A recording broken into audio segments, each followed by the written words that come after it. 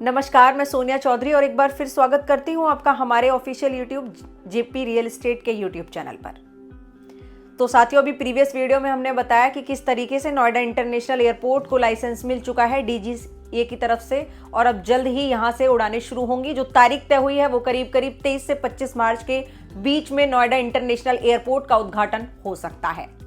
नवरात्रियों का समय है और बहुत अच्छी और बहुत बड़ी अपडेट है ये पूरे जेवर क्षेत्र के लिए। वहीं दूसरी बहुत बड़ी खबर की बात करें तो साथियों, सेक्टर 21 में बनने जा रही फिल्म सिटी में भी मॉम 2 की शूटिंग हो चुकी है। आर्टिफिशियल स्टूडियो बनाकर वहां पर मॉम 2 की मूवी की शूटिंग को किया गया है। वहीं साथियों, अब हम बात करते हैं कुछ एक प्रैक्टिकल टॉपिक पर।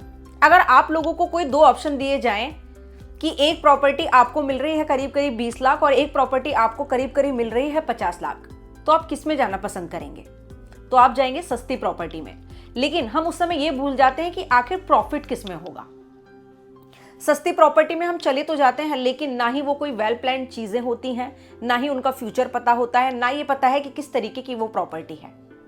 अगर आज हम महंगी चीज में जाते हैं, अथॉरिटी अप्रूव्ड जाते हैं, प्रॉपर प्लानिंग के साथ इन्वेस्टमेंट करते हैं, तो जो एप्रिसिएशन मिलेगा वो उसी प्लानिंग का होगा।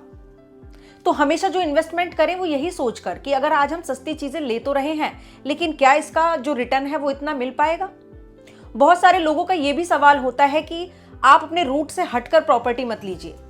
लेकिन अगर आज से 20 से 25 साल पहले लोगों से अगर हम बात करते हैं तो वो यही कहते हैं कि आज से 10-15 साल पहले मैम हमने वहां पर प्रॉपर्टी लेके डाल दी थी, ना वहां कोई उनका रेजिडेंस था, ना वहां का उनका कोई रूट, लेकिन आज का जो रिटर्न है वो उनको बताता है कि हमारा निवेश कितना अच्छा और कितनी पावरफुल एंट्री हमने उस समय पर की थी। तो कभी भी इन्वेस्टमेंट में ये मत देखिए कि हमारे आसपास का एरिया है, हमारे रूट में आता है या नहीं आता है। बस ये देखिए कि जो आप प्रॉपर्टी में निवेश कर रहे हैं वो प्रॉपर्टी सेफ तो है ना। इन फ्यूचर उसकी लोकेशन कैसी रहेगी, इन फ्यूचर यहाँ पर आने वाली क्या चीजें हैं, क्या प्रोजेक्ट हैं, किस तरीके से यहाँ पर जो प्लानिंग है, जो इंफ्रास्ट्रक्चर है वो क्रिएट होंगे। इसीलिए बार बार हम वीडियोस में कहते हैं इन्वेस्टमेंट हमेशा सोचकर विचार कर करें और एक सही समय का चुनाव होना बेहद जरूरी है।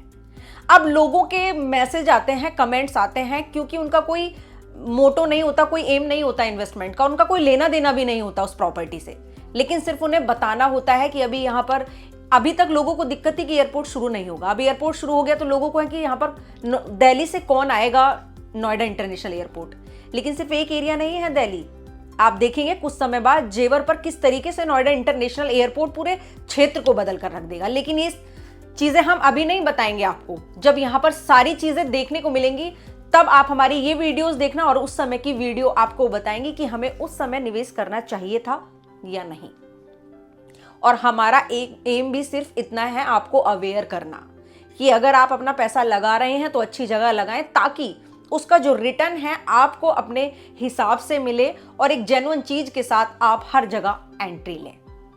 अथॉरिटी के प्लॉट्स में जाएं, चाहे फिर वो छोटे बजट के साथ जाएं, 60 मीटर में जाएं, 120 मीटर में जाएं, 90 मीटर में जाएं। उसके बाद किसान कोटा बेहद अच्छा ऑप्शन है। अभी सेक्टर 18 में प्लॉट रजिस्टर्ड होने लगे हैं। छेजा की बात करें, रीलखा की बात करें तो यहाँ पर रजिस्टर्ड ऑप्शंस आपको मिल सकते हैं और सेक्टर 25 में तो रजिस्टर्ड प्रॉपर्टी है, तो वहां आप छोटे बजट के साथ एंट्री ले सकते हैं। 50 मीटर के प्लॉट में आप वहां पर जा सकते हैं, तो अच्छा इन्वेस्टमेंट है। लेकिन उसके लिए पहले सारी चीजों को आप देखें, सारी साइट विजिट को प्लान करें, उसके बाद अपना जो डिसीजन है वो लें। मैं तो मिलती रहूंगी ऐसी अपडेट के साथ, बताती रहूंगी आपको हर दिन कि कहां पर निवेश करना है, किस समय करना है, क्या प्रॉफिट होगा इसका 2 से 3 साल बाद। तब तक आप अपना ध्यान रखें, सोच विचार करें कि हमें कहां पर जाना चाहिए, किस जगह निवेश करना चाहिए। फिर मिलूंगी कुछ नई खबर के साथ, नई अपडेट के साथ। आपका दिल से धन्यवाद।